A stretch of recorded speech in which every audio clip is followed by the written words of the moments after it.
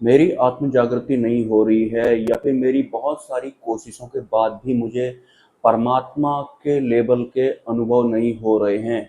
इस वजह से हमें खुद को पैनिक रखने की ज़रूरत बिल्कुल भी नहीं है और इसी विषय पर आज मैं चर्चा करने वाला हूँ। जहाँ तक हमारी बुद्धि यानी कि ब्रेन की क्षमता होती है, वहाँ तक हम सोच और समझ लेते हैं, लेकिन इसी बुद्धि के बल पर अपना मंथन या फिर अपना आकलन करने के बाद हमें ऐसा भास होता है कि हमारी या फिर मेरी आध्यात्मिक उन्नति नहीं हो रही है। स्पेशली मैं परमात्मा वाले मार्ग की बात कर रहा हूँ, जबकि बात सिर्फ हमारे आज तक के बौद्धिक बल या फिर आज तक की हमारी जो हस्ती होती है, जो भी हम अपने आप को मानते हैं या फिर जानते हैं, वहां तक सीमित नहीं होती है। ये तो पार की बात होती है। तो जो अवस्था में अभी हाल फिलहाल हम हैं नहीं, उस अवस्था के बारे में बुद्धि से सोचकर खुद को परेशान करने की बिल्कुल भी जरूरत नहीं है। क्योंकि जो आत्म जागृति होती है या फिर जो आत्म तत्व होता है, जब वो एक्टिवेट होता है, फिर पुरानी हमारी कुछ आदतें या फिर हमारा जो माइंड सेटअप हुआ करता था या जो माइंड मेकअप हम बनाते थे किसी भी चीज को जानने के लिए, वो सब मिट जैसा जाता है या फिर वो गायब जैसा जाता है, या फिर मैं ये कहूँ कि हम भूल जैसा जाते हैं कि एक वक्त मैं ऐसा भी हुआ करता था, मैं इस तरह से सोचा करता था, या फिर जबरदस्ती मैं बुद्धि के बल पर किसी चीज को जानने की कोशिश करता था या फिर करती थी। जब मुझे समझ में नहीं आता था तो फिर मैं परेशान हो जाता था। और ये जो परिवर्तन होता है ये इंटरनली बड़े सूक्ष्म तरीके से होता है, हमें पता तक नहीं लगता है। हाँ, जब ये परिवर्तन हमारे भीतर व्यवस्थित हो रहा होता है, उस दौरान जैसे हम आज तक हुआ करते थे, जिस भी तरीके से हम सोचा और समझा करते थे, वो सब भी साथ में चलता है। लेकिन धीरे धीरे एक नई व्यवस्था व्यवस्थित हो जाती है और हम ये बुद्धि मन के तल वाली जितनी भी व्यवस्थाएं होती हैं या फिर जिस भी तरह के एरर्स होते हैं, हर इंसान के अलग अलग होते हैं, तो वो सब जो होते हैं वो भी छट जैसे जाते हैं या फिर मिट जैसे जाते हैं, लेकिन वो ऑटोमेटिक होता है। तो क्यों नहीं हो रहा है करके परेशान होने की जरूरत नहीं है। धीरे धीरे सूक्ष्म तौर पर सब कुछ होते जाता है। सिंपली आपको सरल हो जाना है। आपको भगवान स्वामी नारायण की फोटो को सिर्फ देखते रहना है, सोचने समझने की जरूरत नहीं है। फिर भी सोच और समझ रहे हैं अपने आप तो वो भी चलेगा, लेकिन आपको सिर्फ उनको देखते रहना है। उनको देखने से ही हमारी बुद्धि शुद्ध हो जाती है और हमारे कई जन्मों के जो पाप वगैरह होते हैं वो भी कटने लगते हैं, और हम उस परिस्थिति में आ जाते हैं कि अब हमारे जीवन में कोई दिव्य पुरुष आने ही आने वाले हैं। मैं अंतिम गुरु की बात कर रहा हूँ। ये एक प्रोसेस जैसा होता है और ये ऑटोमेटिक ही होता है। तो इसमें आपको पहले से ही अपनी भूतपूर्व बुद्धि के बल पर परेशान होने की जरूरत नहीं है कि कुछ हो क्यों नहीं रहा है या फिर कब कोई आएगा, या फिर कहीं ये भी कहीं ख्याली पुलाव जैसे तो नहीं है। इस तरह से बहुत तरीके का जो हमारा पुराना वाला सिस्टम होता है वो बाधा जैसी उत्पन्न करता है। वो बाधा भी उत्पन्न नहीं करता है, उसको आदत होती है, अनंत जन्मों से उसको आदत होती है ऐसी। और ऊपर से ये जो अहंकार होता है ये तो होता ही परेशान होने वाला है। ये तो खुद परेशानियां खींच करके लाता है बुद्धि और मन का इस्तेमाल करके। आपको पता है कि बुद्धि और मन का इस्तेमाल करके जो भी हमारे पास आएगा वो सिर्फ हमारे पास परेशानियां और दुख लेकर के आता है। लेकिन हमारे अहंकार को हर एक चीज या विषय को आजमाने की आदत होती है, और इस अहंकार को अभी अपने ऊपर ऐसा गर्व जैसा भी महसूस होता है कि बुद्धि के हिसाब से मैं सब कुछ कर रहा हूँ, बुद्धि मेरे कंट्रोल में है, मन मेरे कंट्रोल में है। अहंकार तो इस टाइप का भी होता है।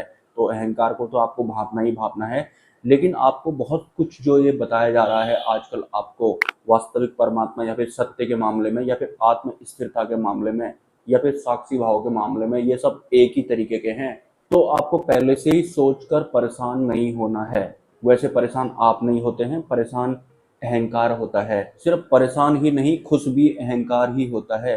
अगर आप इस अहंकार को नहीं समझ पाएंगे या फिर आप इसके पीछे नहीं पड़ जाएंगे पूरी तरीके से, तो आप जो परमात्मा का आवरण होता है उसको महसूस नहीं कर पाएंगे। आप अगर महसूस नहीं कर पा रहे हैं तो समझ जाना कि आपने अहंकार को अभी ठीक तरह से जाना नहीं है या फिर बीच में ही छोड़ दिया है, या फिर आप आधे आधा माया वाले हैं और आधा परमात्मा वाले हैं, कुछ इस तरह के हैं। अगर अहंकार को आपने अच्छी तरह से मिनिमाइज नहीं किया तो परमात्मा वाला अनुभव या फिर आनंद आपको महसूस नहीं होगा। दोबारा से बता देता हूँ, दुखी भी अहंकार होता है, सुखी भी अहंकार होता है, खुश भी अहंकार होता है, परेशान भी अहंकार होता है। परमात्मा के मामले में ब्रेन वाली खुशी अगर हो रही है तो समझ जाना कि अहंकार खुश हो रहा है, या फिर परमात्मा के मामले में अगर ब्रेन वाला या फिर मन वाला दुख अगर महसूस हो रहा है कि मुझे समझ में क्यों नहीं आ रहा है, तो समझ जाना कि अहंकार दुखित हो रहा है। टोटल मिला करके आप ये समझें कि जो ये अनादि मित्र अहंकार होता है, ये अनादि काल से ही हमें हमारे ही शरीर में जी रहा है अपने आप को। तो आप समझ सकते हैं कि ये कितना जटिल होता होगा, ये कितना मजबूत होता होगा।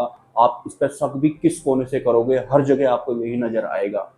हर इंसान की आंतरिक व्यवस्था अलग अलग होती है, लेकिन उसको अपनी इस आध्यात्मिक यात्रा के दौरान सिर्फ अपने ध्येय पर बने रहना है कि मुझे आत्म स्थित होना है, मुझे आत्म स्वरूप होना है, या फिर मुझे ब्रह्म स्वरूप होना है, ब्रह्म रूप होना है। और ब्रह्म रूप जब हम हो जाते हैं, तब जाकर ही हम परब्रह्म की भक्ति करने की पात्रता रखते हैं। उससे पहले हम परब्रह्म की भक्ति भी नहीं कर सकते हैं। मतलब सबसे पहले तो हमें आत्म स्थिर होना होता है। लेकिन दुर्भाग्यवश या फिर अज्ञानता की वजह से या फिर बेहोशी के आवरण की वजह से हम माया में ही स्थिर हुए पड़े होते हैं और हमें इसका पता भी नहीं होता है। फिर दुरुस्त अगर पता लगता भी है तो हमें कुछ शब्दों तक ही पता लगता है कि माया भी इस दुनिया में होती है, या फिर हमारा बुद्धिमान भी हमारे फेवर में नहीं होते हैं, या फिर जो ये इंद्रियों वाले सुख वगैरह होते हैं ये भी हमारे फेवर में नहीं होते हैं। तो बस इतने तक ही बात नहीं होती है, इन सब से छूटना होता है। मतलब इन सब के होते हुए हम अलग अलग तरह के प्रभावों में होते हैं। इन सब तरह के जो प्रभाव होते हैं, जो आत्म तत्व वाले प्रभाव में नहीं आते हैं, उन सबको हटना होता है या फिर उनसे छूटना होता है। तो जैसे जैसे ये जो अन्य प्रभाव होते हैं ये छूटते रहते हैं, तो वैसे वैसे हम सरल होते रहते हैं या फिर हम अपने आत्म तत्व की ओर बढ़ते रहते हैं। और एक दिन हमारी पूर्ण जागृति हो जाती है, और हो भी जाती है। लेकिन नहीं हो रही है, क्यों नहीं हो रही है, मुझे इस तरह का महसूस क्यों नहीं हो रहा है, या फिर किसी अन्य को समझ में आ रहा है तो मुझे क्यों नहीं समझ में आ रहा है, इस तरह का बौद्धिक विचार के बल पर अपने आप को परेशान करने की जरूरत बिल्कुल भी नहीं है। बहुत सारे लोग ऐसा करते हैं, ये ऑटोमेटिक हो जाता है कि मेरी आध्यात्मिक उन्नति क्यों नहीं हो पा रही है, अब तो मैं परमात्मा की तरफ बढ़ ही रहा हूँ। और ऐसा भी बिल्कुल नहीं होता है कि डायरेक्ट आपकी आत्म जागृति हो जाएगी और पुरानी जितनी भी व्यवस्था थी या फिर जितने भी व्यसन वगैरह आपके थे वो सब भी उसी दिन छूटेंगे। ऐसा नहीं होता है, वो भी साथ में चल रहे होते हैं, आत्म जागृति भी साथ में चल रही होती है। जैसे कि आप ये वीडियो भी साथ में देख रहे हैं और सांस भी साथ में ले रहे हैं। ऐसा तो होगा नहीं कि पहले आप वीडियो देखेंगे और बाद में सांस लेंगे, दोनों एक साथ में चल रहा होगा।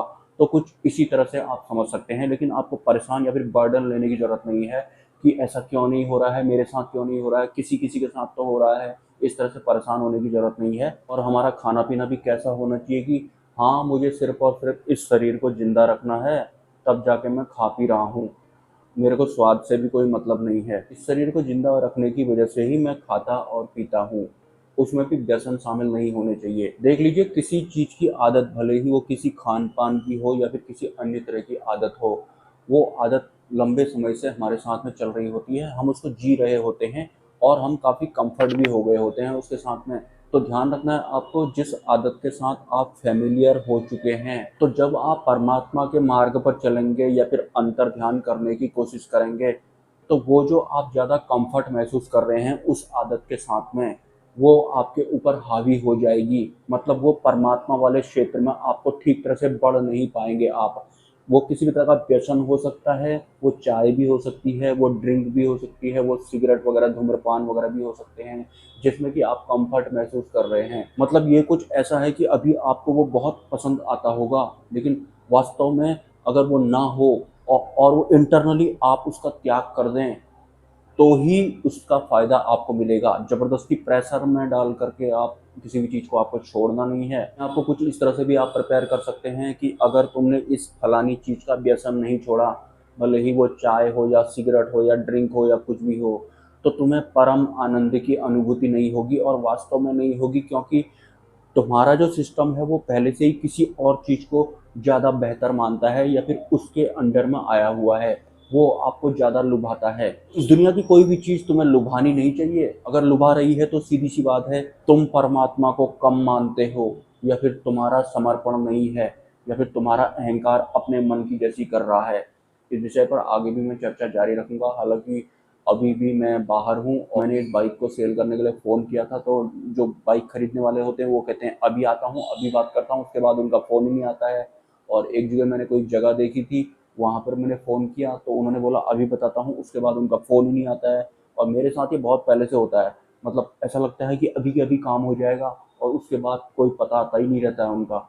खैर देखते हैं आगे को क्या होता है। नमस्कार।